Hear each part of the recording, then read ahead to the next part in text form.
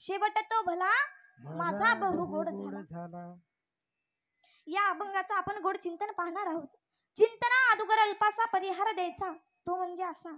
आपल्या या हसनाबाद गावामध्ये किंवा हसनाबाद नगरीमध्ये ज्यांचं निधन झालं असे असणारे वैकुंठवासी बाबासाहेब अप्पाराव नखाते यांच्या पुण्यस्मरणाचा विधी आज आपल्या गावात त्यांच्या कुटुंबाने आयोजित केलेला आहे. तसेच माझं कीर्तन ठेवलं, त्यांचेही मनापासून आभार. अतिशय सुंदर वातावरण आहे. महाराष्ट्रातील लोकप्रिय गायनाचार्य, लोकप्रिय मृदुंगाचार्य, तसेच अतिशय सुंदर वातावरण आहे.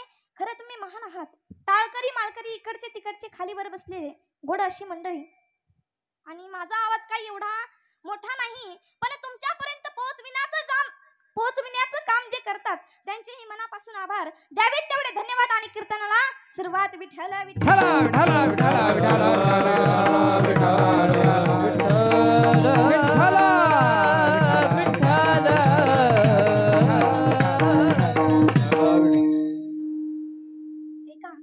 जन्म आणि मृत्यू. काय जन्म आणि मृत्यू हे दोन प्रत्येकाच्या जीवनात आहे. ज्याचा जन्म झाला त्याला एक दिवस मरावं लागतं. जन्म आले मूल त्याची वाट पाहे काळ, त्याची वाट पाहे काळ, त्याची वाट पाहे काळ. जन्म आले बाळ त्याची वाट पाहे काळ, त्याची वाट पाहे काळ, त्याची वाट पाहे काळ. काळ जन्माला आला की मृत्यू अटळे आणि मृत्यू झाला की जन्म अटळे. मग 90 वर्षाची म्हातारी, किती वर्षाची महाराज? 90 वर्षाची. किती वर्षाची महिला मंडळ? बोलत चला, आल्यापासून मीच बोलते. किती वर्षाची? 90 वर्षाची. 90 वर्षाची म्हातारी कोरोनात बरी झाली आणि 33 वर्षाचा तरुण मुलगा कोरोनाने गेला. हे ऐकलं असेल. ती म्हातारी वाटच पाहत होती, आज ना उद्या मी मरणार, पण ती बरी झाली आणि 33 वर्षाचा तरुण मुलगा कोरोनाने गेला. मला तुम्हाला विचारायचंय, 33 वर्षाचा तरुण पोरगा कोरोनाने जातो, तो नेमका कोरोनाने जातो का? तर नाही. तर कशाने जातो? काळाने जातो. घडी घडी काळ वाटे याची पाहे. अजून अवकाश अजून किती आहे, अवकाश अजून किती आहे, अवकाश अजून किती आहे. घडी काळ वाटयाची पाहे, अजून किती आहे, अवकाश अजून किती आहे, अवकाश अजून किती आहे, अवकाश. घडी घडी काळ वाटयाची पाहे, अजून किती आहे, अवकाश अजून किती आहे, अवकाश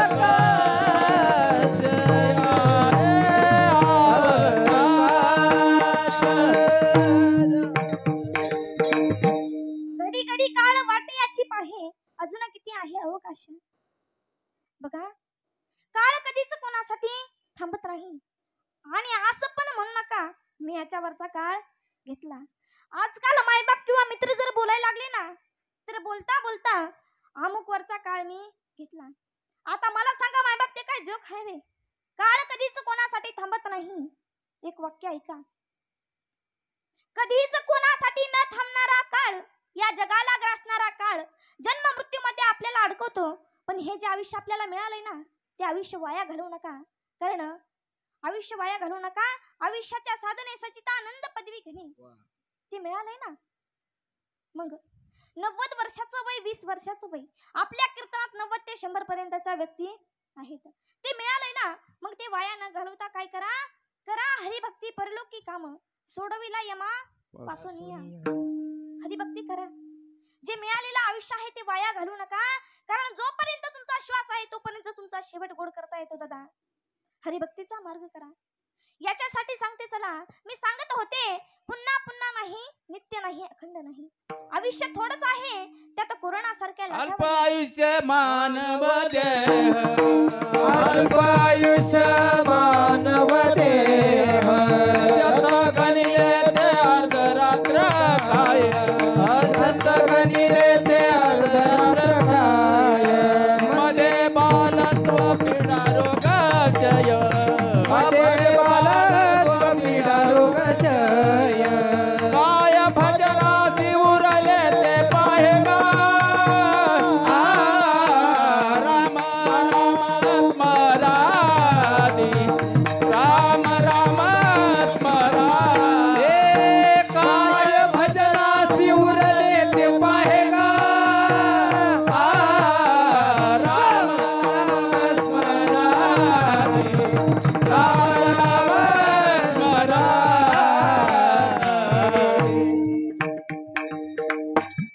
आयुष्य थोडंच आहे महाराज. त्यात कोरोना सारख्या लाटावर लाटी येतात. काही लाख करोडो आहे, काही लाख करोडो जाए. दिन 4 घडी का जिना, दुनिया मुसाफिर का नाम. किती आले किती गेले मेळ नाही दादा. काय किती आले किती गेले मेळ नाही दादा. जगावं लागतं मरावं लागतं हे चालू आहे. मिळालेल्या आयुष्यात काय मिळालेल्या आयुष्यात शेवट गोड कसा झाला पाहिजे याचा विचार करा. ते मिळालंय ना, मग आपण म्हणतो महाराज जिवंतपणे शेवट गोड करता येतो. हो दादा, जिवंतपणे शेवट गोड करता येतो. कोणी केलाय का? ज्याने जगावर सत्ता गाजवली. काय ज्याने जगावर सत्ता गाजवली, ज्याने काळावर सत्ता गाजवली, ज्याने शरीरावर सत्ता गाजवली आणि ज्याने देवावर सत्ता गाजवली त्याने केला बघा. वयाच्या 23व्या वर्षी, कितव्या वर्षी? वयाच्या 23व्या वर्षी भगतसिंगाला पाहिला पाहुणे आले. तुमच्याकडे येतात ना पाहुणे? कमी झाले ना, कारण पूर्वी 22-23 असताना लग्नाचं वय असायचं महाराज. आता लग्नाचं वयच बदललंय महाराज, 35 ते 40. खरं ना दादा? कारण पूर्वी 22-23 अशा वर्षात पोरांना आणि 17-18 अशा वर्षात मुलींना पाहिला पाहुणे यायचे. त्या भगतसिंगाच्या घरी पाहुणे आले. जरा ऐका ना दादांनो, हे खूप सुंदर उदाहरण आहे. एवढं उदाहरण जर तुम्ही शिकलात दादांनो तर हे कीर्तन सफल झालं असं मी समजेल. ते पाहुणे भगतसिंगाच्या घरी येऊन बसले. त्यांच्या आईनं पाणी दिलं आणि विचारलं कशा करता येणं केलं. तर ते पाहुणे म्हटले तुमच्या पोरासाठी स्थळ आणलंय.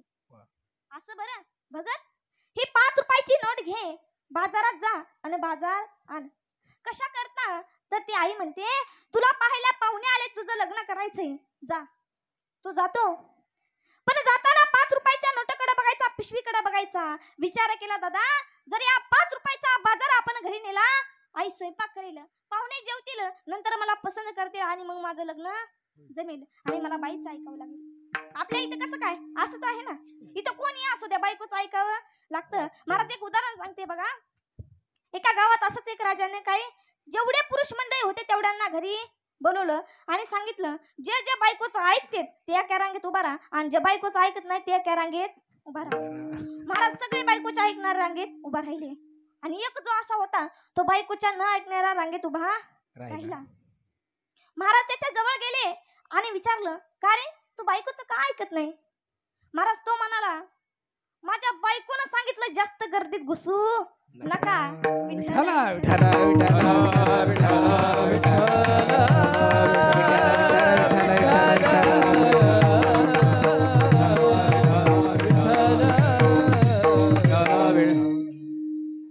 आपल्या इथं कसं काय? असंच आहे ना.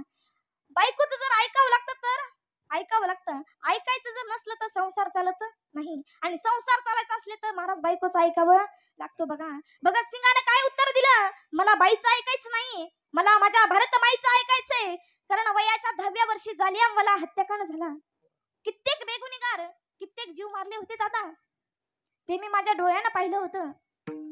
तेव्हा मी ही लाल माती हातात घेऊन शपथ घेतली होती, भारतमा मी तुझा बदला घेईन. पण आता तर माझ्यावर वेगळंच संकट आलंय महाराज. माझं लग्न जर जमलं तर बदला राहीन. त्या भगतसिंगाने पिशवी फेकून दिली, 5 रुपयाची नोट खिशात घातली. बघा जिवंतपणे शेवट गोड कसा होतो. परत घराकडे नाही गेले तर भारत मातेच्या स्वातंत्र्यासाठी स्वतंत्र क्रांती नावाच्या पक्षात गेले आणि त्यात चले जाव आंदोलन करू लागले. त्यावेळेस त्यांच्याकडून बॉम्ब उडवण्यात आला आणि आता जे पाकिस्तान आहे ते आपल्यात होणं आणि त्यात लाहोरच्या कारागृहात त्यांना बंद केलं. 20 दिवसांनी फाशीची शिक्षा जाहीर झाली. ती फाशी अख्ख्या देशाला कळाली. ती फाशी त्याच्या आईच्या कानावर गेली. आई भेटायला गेली. जेलचे कपडे आपल्या 23 वर्षाच्या तरण्या बांडपोराच्या अंगावर पाहिले. तिला फाशीचं चित्र आठवलं आणि आपला तरुण पोरगा फासावर जाणार म्हणून ती ढसढसा रडायला लागली. ती रडणारी आई त्या भगतसिंगाने पाहिली. कड्यातून हात बाहेर काढले आणि म्हणू लागले, रोना मत मा, रोना मत, वीरो की मारुती नाही. तुला जर रडायचं असलं नाही तर आत्ताच रड. का रे भगत, आई तू याच्यासाठी आई तू जर रडली नाही तर मला पण रडू येईल आणि मला रडत रडत फासावर नाही जायचं, मला हसत हसत फासावर जायचंय. वयाच्या 23व्या वर्षी भगतसिंगाची फाशी दुसऱ्या वेळी फाशीच्या दिवशी जेलर आणायला जातो. पाहतो भगतसिंग व्यायाम करत असतो. जेलर पाहतो आणि डोक्याला हात लावून बसतो. भगत व्यायाम करत असतो. जेलर पाहतो आणि डोक्याला हात लावून बसतो. जेलर म्हणतो बापरे भगत, अरे व्यायाम जगण्यासाठी करतात, तासाने तुला फाशीची शिक्षा व्हायची, आता याचा काय उपयोग? तर भगतसिंगाने हसून उत्तर दिलं, महाराज माझा नाही काय उपयोग, पण मी लहान असते वेळी आमच्या घरी एक छोटस मंदिर आहे. आई त्या देवाची रोज पूजा करते. ती पूजा करत असताना टोपलीवर फुलं ती देवाला आणते. ऐका ना जेलर, तिचे सगळे फुलं देवाला वाहत नाही, त्यातलं एक ताजं फुल ती देवाला वाहते. माझ्या आईचा देव मंदिरातला असून ती त्या देवाला ताजं फुलं देते. माझ्या आईचा देव मंदिरातला आहे आणि माझा देव भारत माता आहे. मग मी माझ्या देवाला सुकलेला बनून कसा जाऊ? त्याने म्हणावं, मी वयाच्या 23व्या वर्षी, कितव्या वर्षी? वयाच्या 23व्या वर्षी फासावर जातोय. त्याने म्हणावं, मी जिवंतपणे शेवट गोड केला. हो दादा, तुम्हाला जर जिवंतपणे शेवट गोड करायचा असेल ना, तर चांगल्या मार्गाने चला. तुकाराम महाराज म्हणतात, शरीर जिंको, शरीर जिंको, जिंकावा संसार ते नावे तरी शूर, येणे नावे तरी शूर, एर काय ती बाबुडी. कोण शूर? शरीर जिंकणारा शूर. तुका म्हणे दिले दोन्ही इंद्रियाचे धनी, आम्ही झालो गोसावी. काम क्रोध बंदी खानी, तुका मन दिले दोन्ही, तुका मने दिले दोन्ही, तुका मन दिले दोन्ही. काम क्रोध बंदी खानी, तुका म्हणे दिले दोन्ही, तुका म्हणे दिले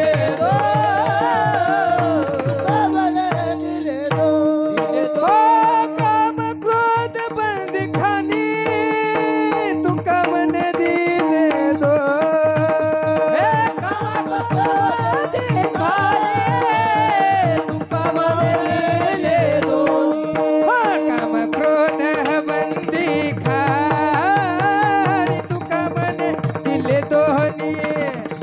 तुका मन दिले दोन्ही, तुका मन दिले दोन्ही, तुका मन दिले दोन्ही.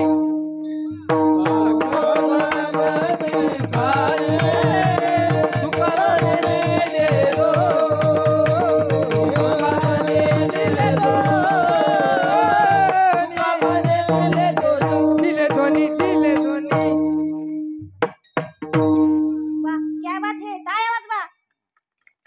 बघा, आपलं कसं आहे, कुणी आरे म्हणला आपण कार्य म्हणायला तयारच असतो. पण माझ्या तुकोबारांचं तसं नाही महाराज. त्यांनी काम जिंकला आणि क्रोधही जिंकला. तुकोबारांसोबत कायम टाळ वाजवायला शुभा असायची. त्यांचं नाव शुभा कासार. लोहगाव पुण्यातील ते कायम टाळ वाजवायला असायचे. आणि जो माणूस तुकोबारांसोबत कीर्तनात भजनात असला, त्याचा संसार काडीमोडी व्हायचा दादा. आणि त्यातली त्यात तुकोबारांसोबत 14 टाळकरांपैकी एक शुभा कासार असायचे. त्यांच्या पत्नीला वाटलं, तुकोबारांनी सावकारी दुकानदारी सोडून दिले, पैसे वाटून टाकले, संसाराच्या नावानं शून्य कमवले. तुकोबाराई डोंगरावर जाऊन भजन करायचे. भंडारा भामचंद्र बोर्डेश्वर डोंगरावर जाऊन भजन करायचे. संसारामध्ये लक्ष नाही. तिला वाटलं, तसाच जर आपला नवरा झाला तर. मग तिने एक प्लॅन केला. पण असा केला, काही माणसांना समोरे बोलायची ताकद नसते महाराज, म्हणून विश्वासाने घात घेतात. कसा बघा, आडी धरुणी मनात निंदा करतो जनात, नुसता तोंडावर म्हणे आपला, नुसता तोंडावर म्हणे आपला, पण त्याने विश्वासाने गळा कापिला. माऊली, त्याने विश्वासाने गळा कापिला. त्याने विश्वासाने गळा कापला, त्याने विश्वासाने गळा कापला. आडी धरुणी मनात निंदा करतो जनात, नुसता तोंडावर म्हणे आपला, पण त्याने विश्वासाने गळा कापिला. बघा, त्या तुकोबारांच्या बायकोनं नवऱ्याला फसवलं. म्हटली, महाराजांची तुम्ही एवढी महंती गाता, एवढं गुण गाता, मग त्यांना आपल्या घरी आणा की. त्या भोळ्या शिवाला वाटलं, आपली बायको असं कधी बोलत नाही, मग आज कस काय. मग त्याने तुकोबारांना आमंत्रण केलं. तुकोबाराय आले घरी, जेवण केलं मस्त. आणि कार्तिकी मास काकड्याची वेळ झाली. तुकोबारांनी वहिनीला आवाज दिला. वहिनी कुठं? तुकोबारांनी वहिनीला आवाज दिला, वहिनी काकड्याला उशीर होतोय, आंघोळीला पाणी टाका. वहिनीनं महाराजांची खोड मोडायची ठरवली. आपल्या नवऱ्याला कुठं घेऊन जाऊ नये म्हणून तिनं निश्चय केला. आणि रात्री सगळे झोपलेले असताना गरम पाणी तापवाय ठेवलं. ते उकळतं पाणी ती घेऊन आली आणि महाराजांना म्हणली, टाकू का पाणी? महाराज म्हणले, हो टाका ना वहिनी पाणी, काकड्याला उशीर होतोय. तिनं तशाचा तसं इसान न घेता महाराजांच्या अंगावर पाणी टाकलं. महाराजांच्या अंगाची लाही लाही झाली. वळून सुद्धा पाहिलं नाही हो. जमलं असतं का आपल्याला? जळे माझी काया लागला वनवा, जळे माझी काया लागला वनवा, जळे माझी काया लागला वनवा, जळे माझी काया लागला वनवा, जळे माझी काया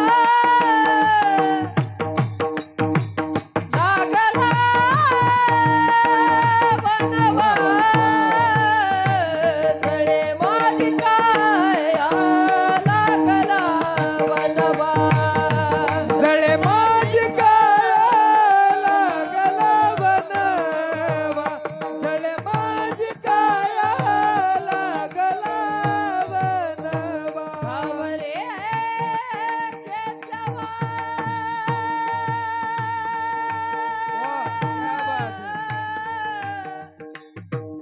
ए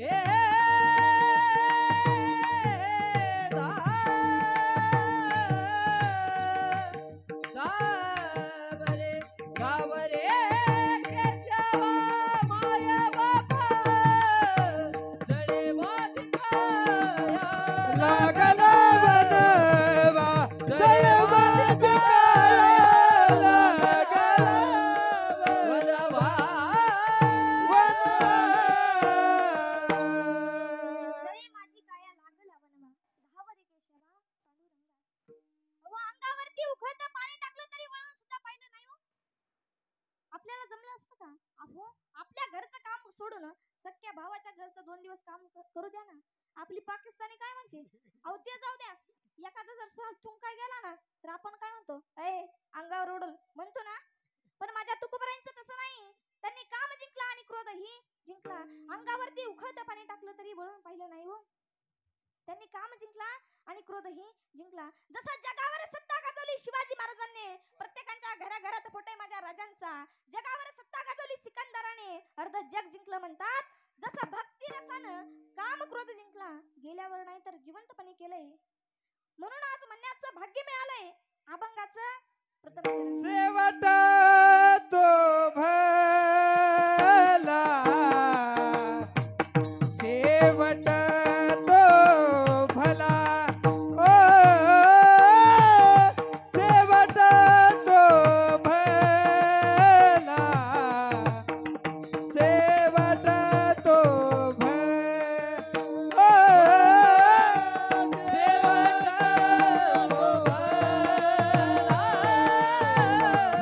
शेवट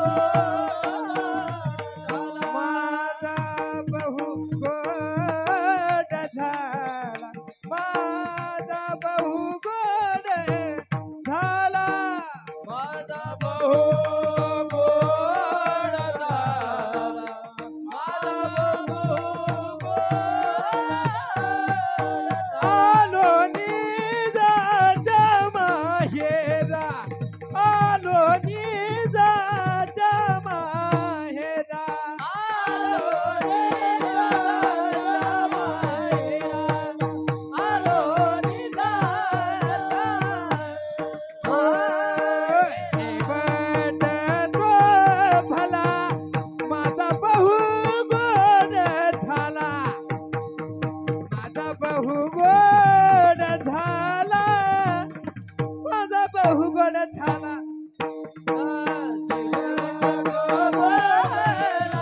माझा भाऊ गोड झाला माझा भाऊ गोड झाला माझा भाऊ गोड झाला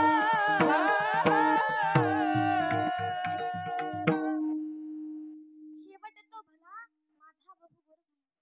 अभंगाच्या पहिल्या चरणात जिवंतपणे काळ जिंकला, जिवंतपणे काम क्रोध जिंकला, जिवंतपणे विश्वासावर सत्ता गाजवली. परिणाम शेवट तो भला माझा बहु गोड झाला. अभंगाच्या पहिल्या चरणात जिवंतपणे काळ जिंकला महाराज. आता तुम्हाला अभंगाचं पहिलं चरण कळावं म्हणून एक उदाहरण सांगते. शेवट तो भला. बघा, आपल्या इकडे आषाढी कार्तिकीची दिंडी जाते. त्या दिंडीत भजन असतं महाराज. वेगवेगळ्या नामाचं, वेगवेगळ्या चालीचं, वेगवेगळ्या अभंगाचं भजन त्या दिंडीत असतं. बघा, दिंडी कुठून कुठून जाते. देंगलूर, नांदेड, बीड, परभणी या गावागावातून दिंडी जाते. तुम्ही म्हणाल भजन कसं असतं महाराज. बघा, 2 मिनिटात सांगून जाईन. ज्ञानोबाराया माझ्या तुकोबाराया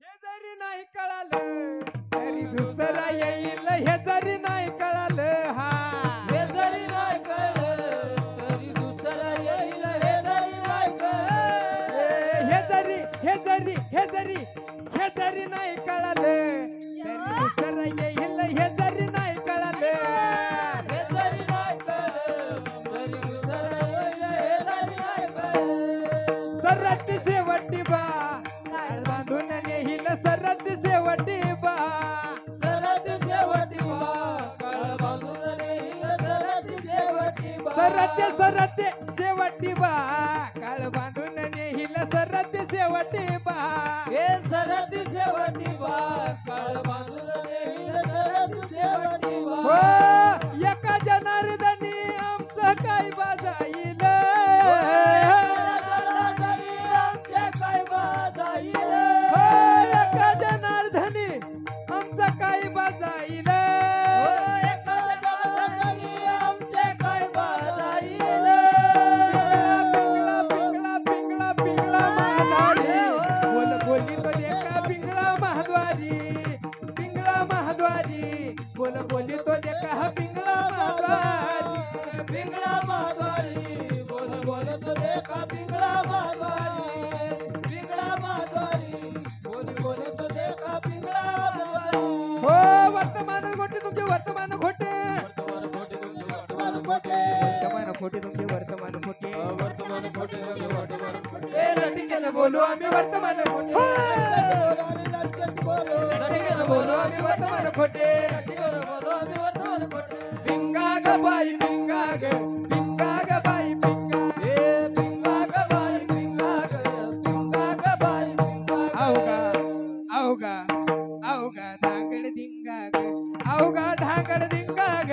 अवगा धागड धिंगा ग. अवघा दागड दिंगाग अवघा दागड दिंगाग अवघा दागड दिंगाग अवघा दागड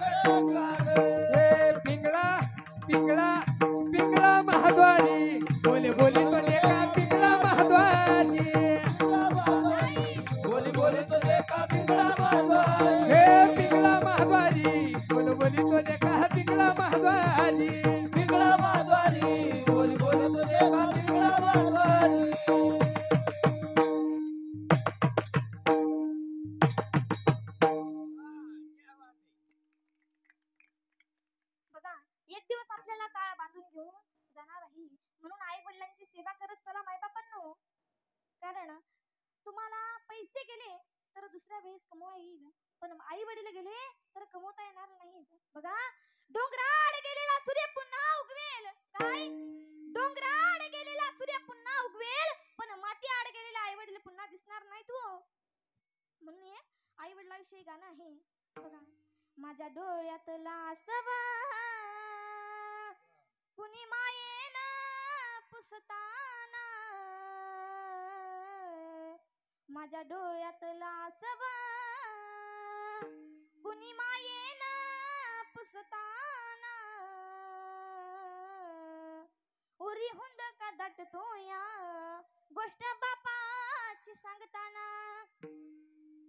त्याच्या फाटक्या सदऱ्याला किती ठेगळ जोडलेली, उभ्या आयुष्याला त्याने जशी कातर लाविली. मला कसस होत या गोष्ट बापाची सांगताना,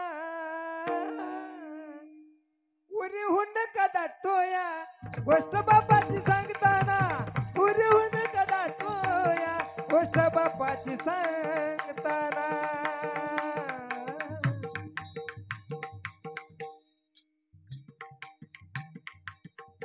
पुरी हुंड का दाटतो या गोष्ट बापाची सांगताना.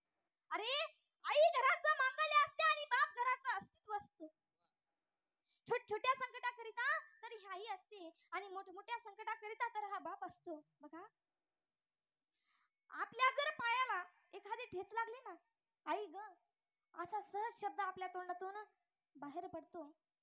आणि आपल्या जर अंगावरती एखादा भला मोठा ट्रक आला ना, अरे बाप रे, असा सहज शब्द आपल्या तोंडातून बाहेर पडतो. विठ्ठल विठ्ठल. ठला ठला ठला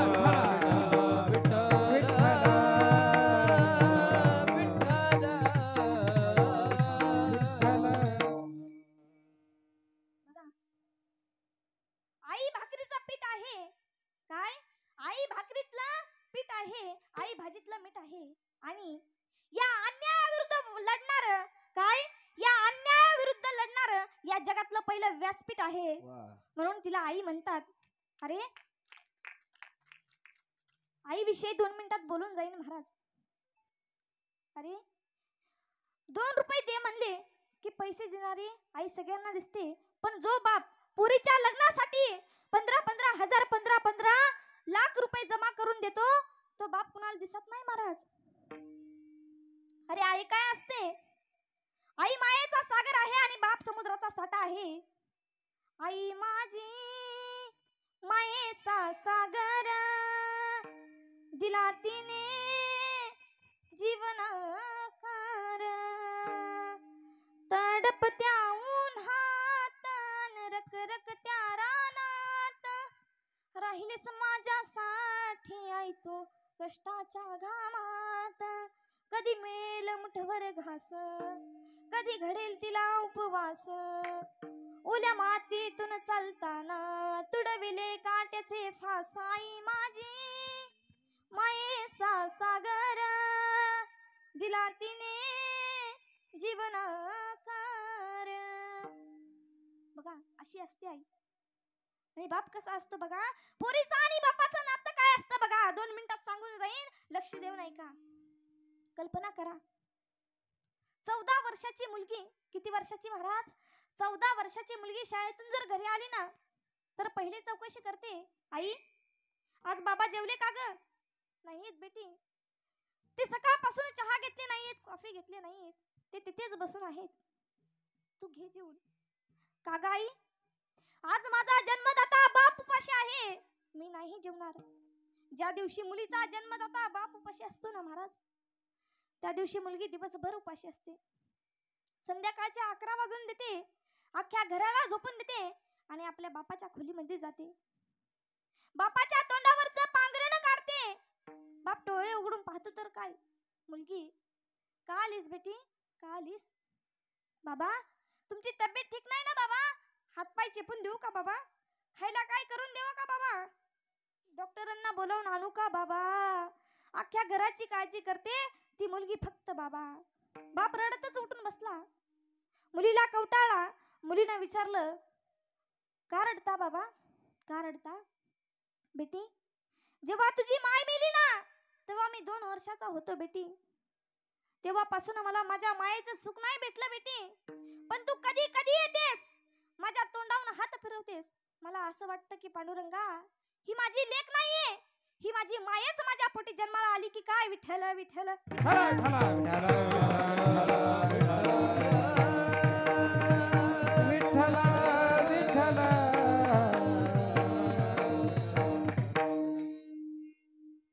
बघा अशी असते आई आणि असा असतो बाप. आई बापाची आपण जाणीव ठेवत नाही. आई बाप असते तवर नसते. पुन्हा आई बाप गेल्यावर किती रडलात काय आणि किती ओरडलात काय आई बाप परत मिळत नाहीत महाराज. अरे ज्या आई वडिलांनी आपल्याला लहानाचं मोठं केलं त्या आई वडिलांना आपण नेहमी जपून ठेवा. कारण एकदा गेले की परत मिळणार नाहीत. एक कौन-सी चीज है जो यहाँ नहीं मिलती. सब कुछ मिलता है मगर माँ नहीं मिलती. सब कुछ मिलता है मगर माँ नहीं मिलती. अरे बाप घराचा आधार आहे आणि माय आपली सुखाची मैत्रीण आहे. बघा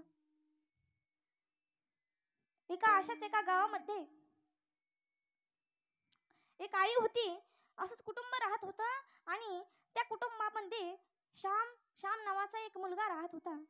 त्याची आई त्याला लहानपणी सोडून गेली आणि त्याच्या बापानं दुसरं लग्न केलं. काय त्याच्या बापानं दुसरं लग्न केलं आणि सावत्राई घरात आली महाराज.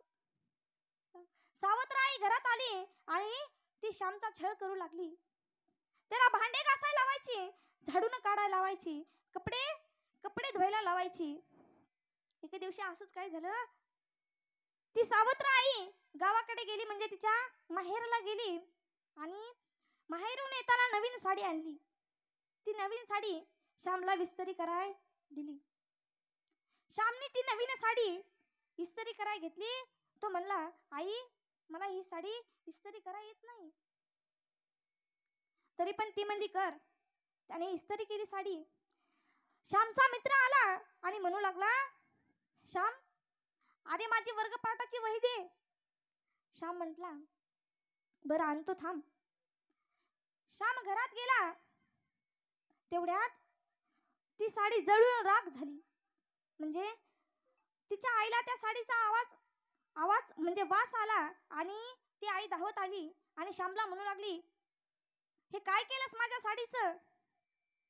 दादा त्या आईने कसलाच विचार न करता ती तशीच गरम साडी त्या आईच्या तशीच गरम इस्त्री त्या श्यामच्या पाठीवर ठेवली आणि श्याम म्हणू लागला कशाला गेली हो कशाला गेली आई तू स्वर्गाला.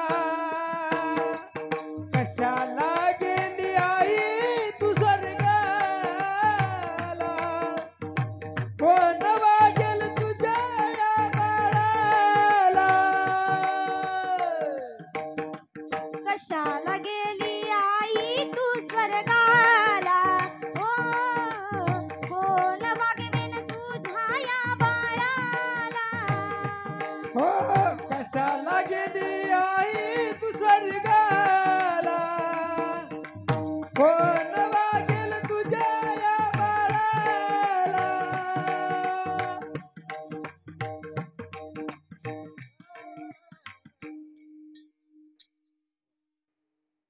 बघा आई गेल्यावर काय होतं आपण म्हणतो बघा जीवनामध्ये काय जिंकला येतो.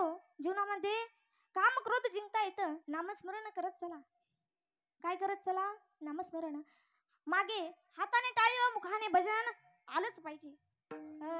विठोबा रखुमाई विठोबा रखुमाई. विठोबा रखुमाई विठोबा रखुमाई. विठोबा रखुमाई. विठोबा रखुमाई. हरी जय जय जय हरी जय जय जय विठोबा रखुमाई. विठोबा रखुमाई. विठोबा रखुमाई. विठोबा रखुमाई.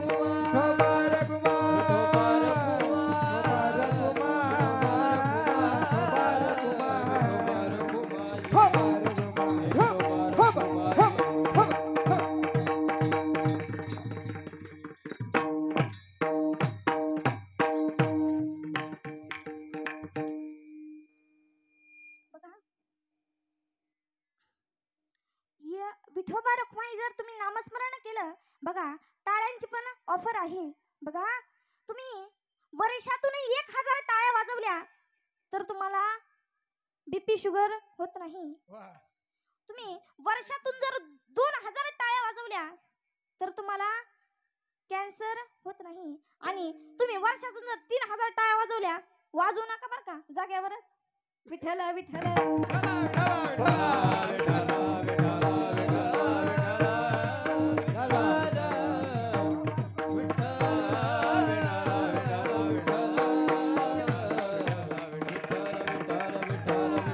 हला हला हला हला.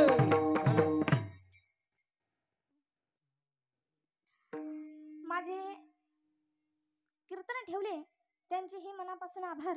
आणि ज्यांनी माझं इथं कीर्तन ऐक